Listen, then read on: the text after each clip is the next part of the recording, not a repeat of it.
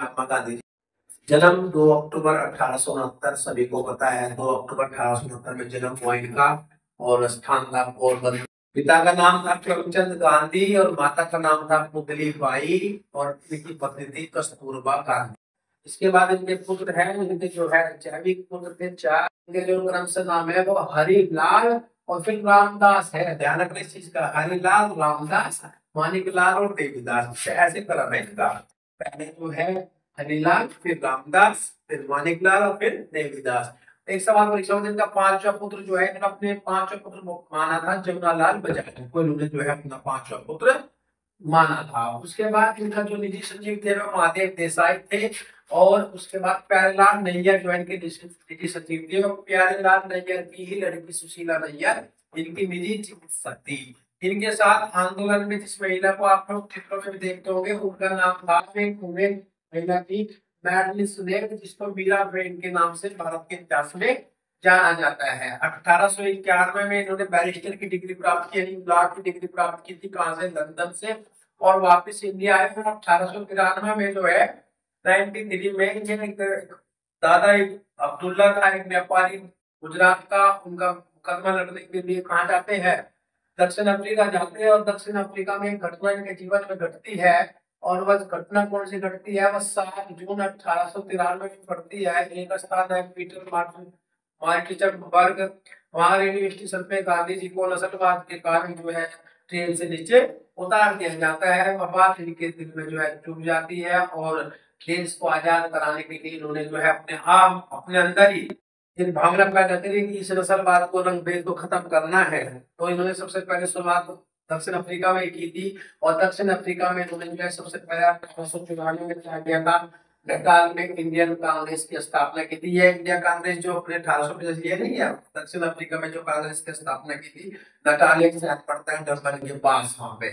और उसके बाद 1904 में फिनिक्स में एक स्थान पड़ता है, वहां पे आश्रम की स्थापना की थी। सबसे पहले 1904 में फिनिक्स में आश्रम की स्थापना की थी। और 1910 में जो है पैलेस्टाइन फॉर्म की स्थापना की थी जोहान्सबर्ग में। दोनों ही बहुत इंपोर्टेंट है, फिनिक्स आश्रम और पैलेस्टाइन फॉर्म।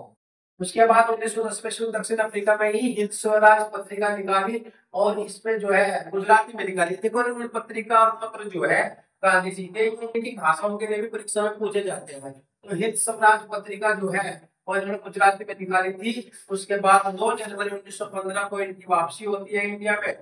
महात्मा गांधी जी का दक्षिण अफ्रीका से भारत में वापस आने के कारण ही हम लोग प्रतिवर्ष 2 जनवरी को क्या मनाते हैं? प्रवासी दिवस मनाते हैं। इनके जो है जिस जहाज से ये लोग भारत आए थे वो अरबिया था। जो बंदरगाह पे ये उतरे थे वो मुंबई बंदरगाह था, जहाँ पर जो है गांधी जी दक्षिण अफ्रीका से जब आए वे यहाँ पर उतरे थे। बहुत ही इंपोर्टेंट सवाल है कि राजनीतिक गुरु कौन थे? गोपाल कृष्ण गोखले।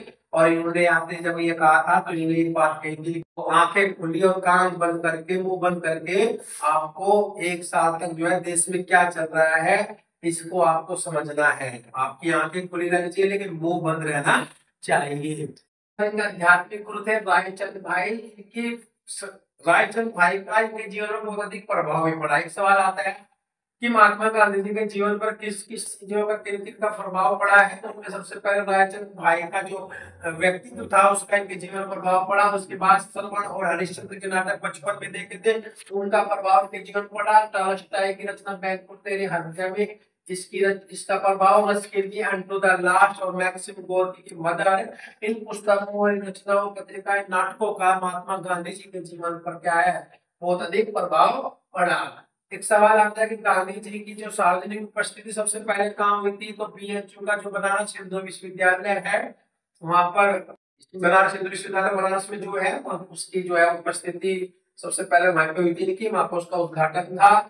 1914 प्रथम विश्व युद्ध में जो है भारतीयों को अंग्रेजी सेना भर्ती करने के लिए इन्होंने प्रोत्साहित किया था, इसलिए इनको सार्जेंट की उपाधि दी थी। उसी से खुश होकर इसको अंग्रेजी में इनको कैसर हिंद की उपाधि भी दी थी। 1916 में इन्होंने सबसे पहले साबरमती आश्रम की स्थापना की थी अहमदाबाद में।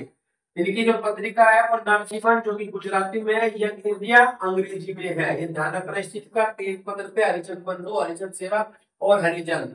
हरिजन बंधु की भाषा गुजराती, हरिजन सेवा की भाषा हिंदी और हरिजन जो पत्रिका थी इसकी भाषा थी अंग्रेजी।